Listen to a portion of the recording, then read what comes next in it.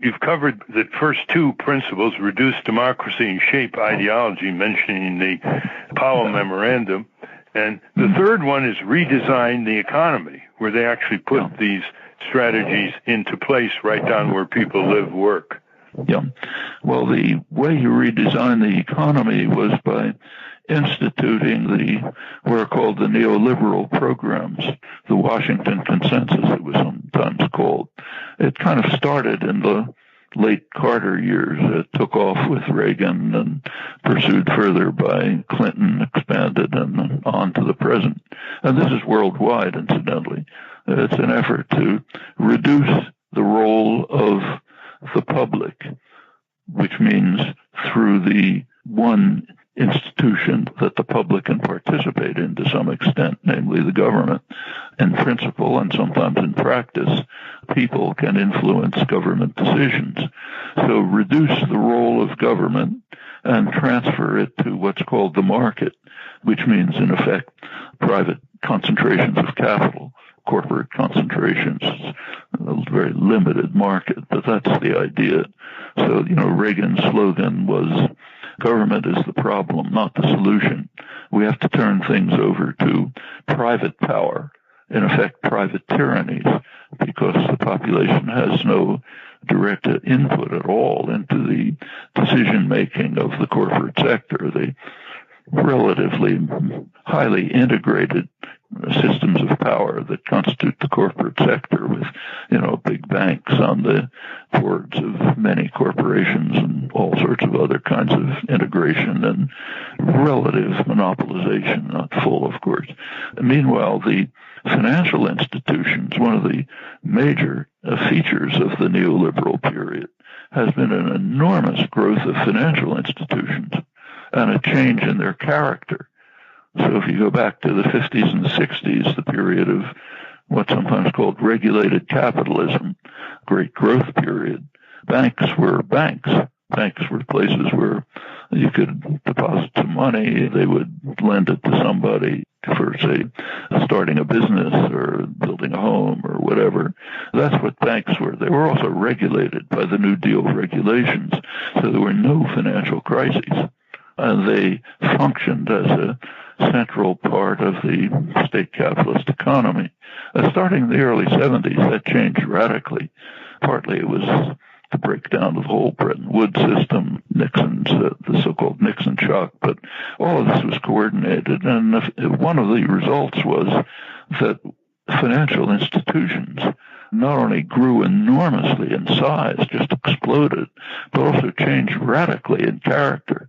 Instead of being connected to the real economy, they more and more were involved in speculation, complicated financial instruments, all the things that we've seen. And of course, the deregulation began late Carter, but particularly Reagan and Clinton.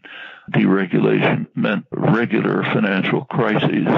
Financial crises means the public bails out the big banks for their predatory activities. We saw this again in 2007, 2008. The effects of all these policies, we'll just talk to the United States, about the United States, but it's quite similar elsewhere, Britain, Europe, Latin America. But in the United States, which was not the worst hit, incidentally, but pretty typical, the effect of these policies was to increase sharply the concentration of capital. The wealth became extremely concentrated. For the general public, there was stagnation or even decline.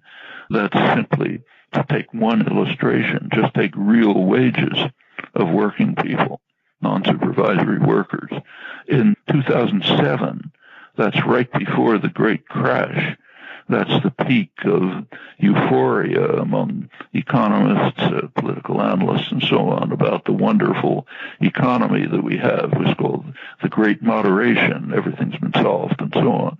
So right at that point, 2007, real wages for working people were lower than they were in 1979 when the neoliberal policies began. And that's an index of what's happened.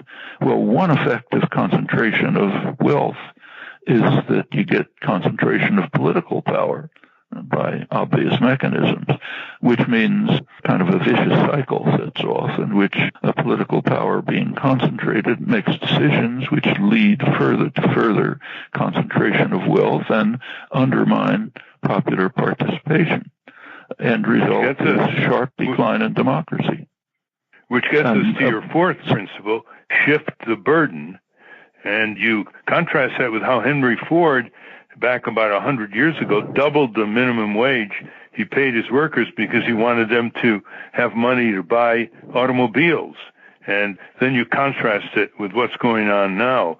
So in the redesign of the economy, they basically shifted the burden so that even though people had trillions of dollars of mutual funds and pension savings, that they had no control over these huge monies. Those were controlled by the Wall Street banks and insurance companies, and that's what they speculated with. They speculated, as Brandeis once said, these banks speculate with other people's money.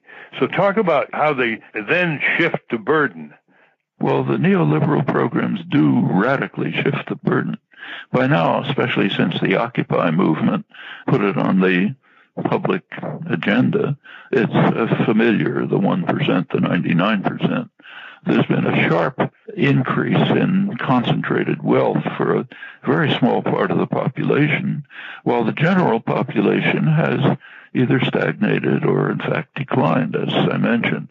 And that has an immediate effect on the political system through the mechanisms that I mentioned, including the huge increase in the role of the financial institutions. What Brandeis warned about was a very small as compared with what's happening today. We see that in, well, just to mention some figures, there's substantial research in academic political science which compares people's attitudes with public policy. So it's fairly straightforward. Public policy, you see, there's extensive, pretty reliable polling information on people's attitudes, so you can compare them. And the results are quite stunning. Some of the best work was done by Martin Gilens, Larry Bartell, Benjamin Page, and others.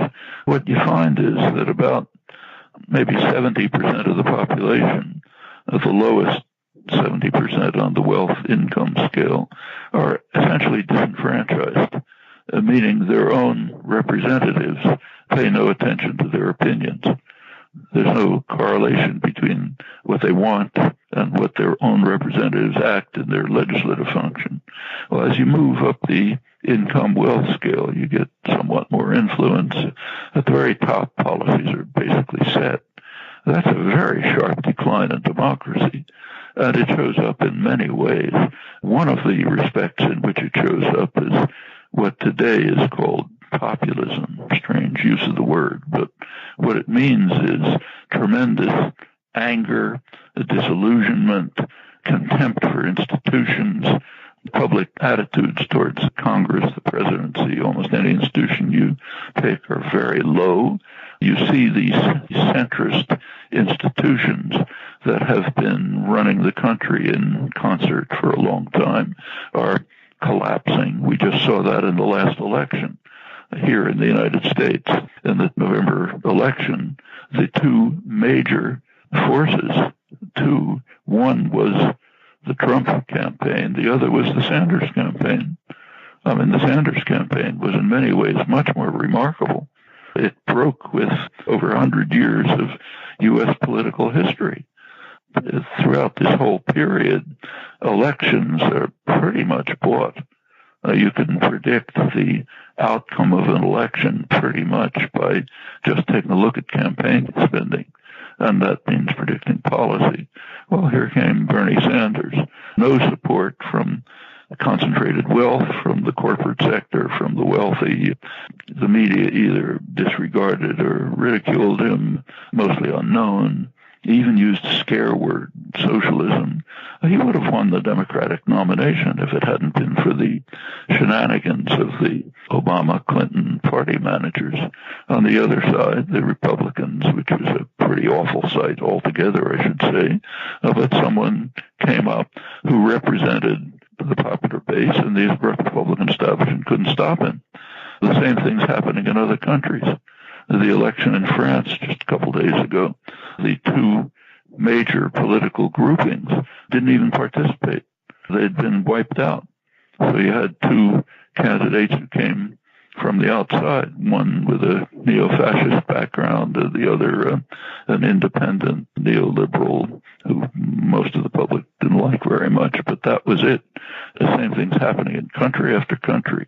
This anger and disillusionment, fear and scapegoating, hatred of others, and so on, are reflecting the fact that there have been socioeconomic policies put in place which had the explicit objective of undermining democratic participation and were designed in ways that ensured huge growth of mostly predatory financial institutions and high concentration of wealth and stagnation or decline for the majority.